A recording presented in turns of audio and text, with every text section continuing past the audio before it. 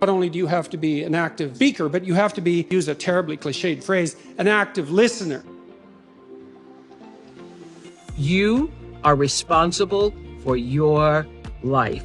And if you're sitting around waiting on somebody to save you, to fix you, to even help you, you are wasting your time, because only you have the power to take responsibility to move your life forward.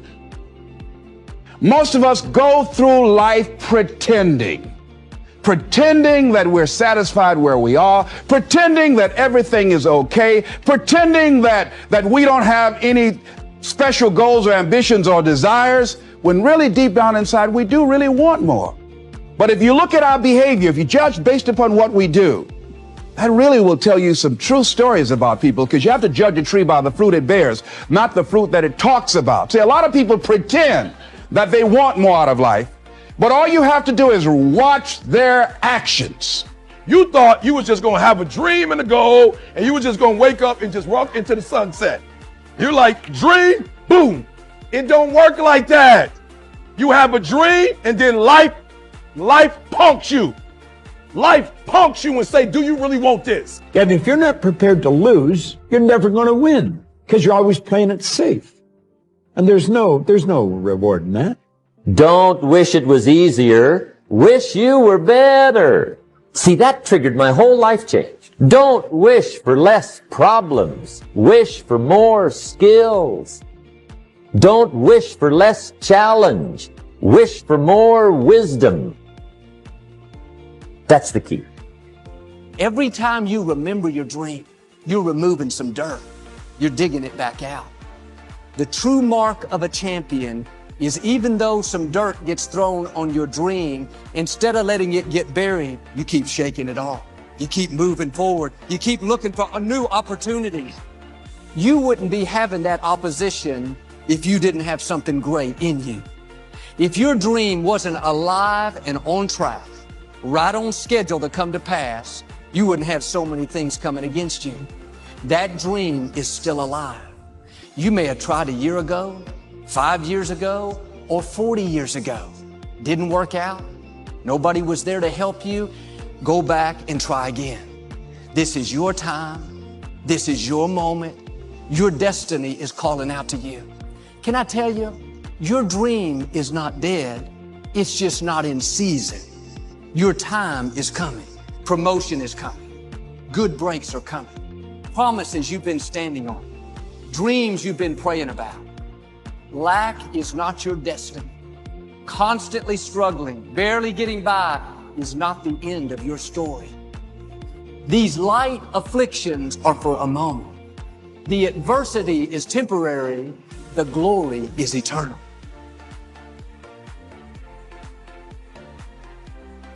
Someone said we have two primary choices in life.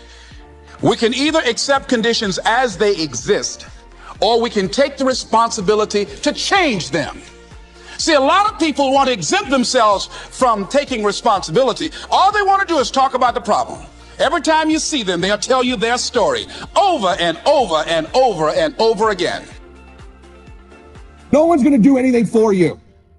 Couple rules of being a real leader. You need to take responsibility for your own life. Bringing energy to your team, leading in recruiting, leading in leadership, leading in growth. Nobody owes you anything, but you owe other people everything. That's what a leader does. You take responsibility. You know exactly right now what you're not doing. It would be criminal of you to leave here and say, I don't know what to do. You know exactly what you're afraid of. You know exactly what you've been avoiding, and you got to make a decision to change it. You know exactly what it is. Don't BS anybody. You know what you need to do different. You know the changes you need to make. And if you can do that and stop kidding yourself, you can win. You can overcome your fear, overcome procrastination, whatever that is. You'll think this is it for you. And other people will think you're done too. They'll be telling you to give up. And people you thought that would support you will turn against you. They'll criticize you.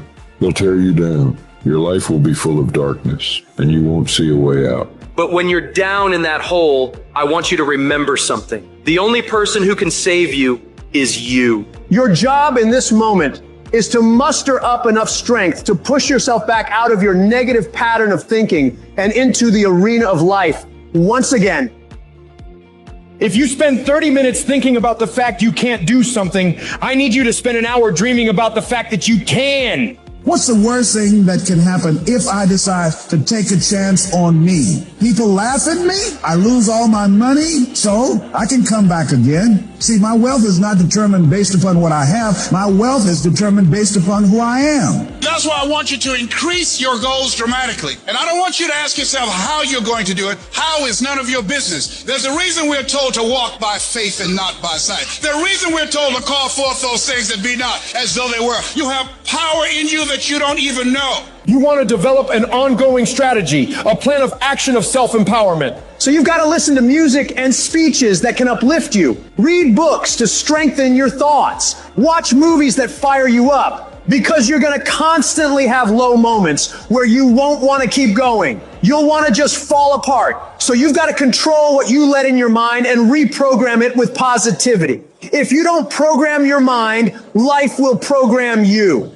Monitor your self-talk and realize that you're more than able. You were born for this, that you have the power within you to live your dream. And as you read and feed your mind with the pictures and the dreams and the words that empower you, it does something to you. It stimulates you. It inspires you. And you said, hey, I can do it too. And you find yourself being competent. Let that drive you to make sure you do your homework, to work hard at developing technical mastery, of covering all of your bases, so that whatever comes, you can handle it. If you listen to what everybody else is saying, if you judge according to appearances, then you will find yourself constantly being negative. But you want to go to the other end of the spectrum. You want to know some way, somehow, things are going to get better. How? I don't know, and I don't have to know. I just have to have faith and believe that everything's going to be all right. All I need to do is to know it, to expect it, and to keep on doing what I can, where I am, with what I've got right now.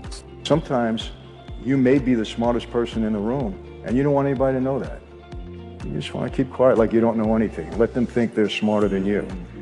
And there's other times when you're not the smartest person in the room, but you want people to think you are. So you have to learn how to have that skill. And we had certain rules. You know, if you're a made guy and you're at a sit down, you had to be respectful, no matter what the situation was. In other words, if I'm a made guy and I'm arguing something and I'm lying and you know I'm lying, you can't call me a liar. If you call me a liar, you lose the argument automatically. You have to figure out a way to make people know that you're wrong, that this guy is wrong and I'm right. And the old timers were very tactful at this. You know, they would try to get you into a trap where you would just say something and you're done. It's all over. So you had to really learn how to respectfully get your point across. And you had to know the mentality of the personality of the person going in, or you don't defeat them. These old timers were smart. You know, they were cagey. There's only two ways to learn things, the hard way or the harder way. If you're smart, you can learn the hard way. But in my experience, 99% of the planet only learn the hardest possible way. If you want to feel happy inside of yourself, and you want to feel content, and you want to feel stable inside of yourself, you need to live true to God. And I'm not saying you can't drink a little bit of alcohol or not party or not have a little bit of fun, but you have to be a good person. Your words become your reality. You are where you are today, in part, because of what you've been saying about yourself. Words are like seeds. When you speak something out, you give life to what you're saying. If you continue to say it, eventually that can become a reality. Whether you realize it or not, you are prophesying your future. And this is great when we're saying things like, I'm blessed, I'm strong, I will accomplish my dreams, I'm coming out of debt. That's not just being positive, you are prophesying victory, prophesying success, prophesying new levels. Your life will move in the direction of your words. But too many people go around prophesying just the opposite. I never get any good breaks. I'll never get back in shape. Business is slow. I'll probably get laid off. Flu season is here. I always get it. They don't realize they are prophesying defeat. It's just like they're calling in bad breaks, mediocrity, lack. You can't talk defeat and expect to have victory. You can't talk lack, not enough, can't afford it, never get ahead, and expect to have abundance. If you have a poor mouth, you're going to have a poor life.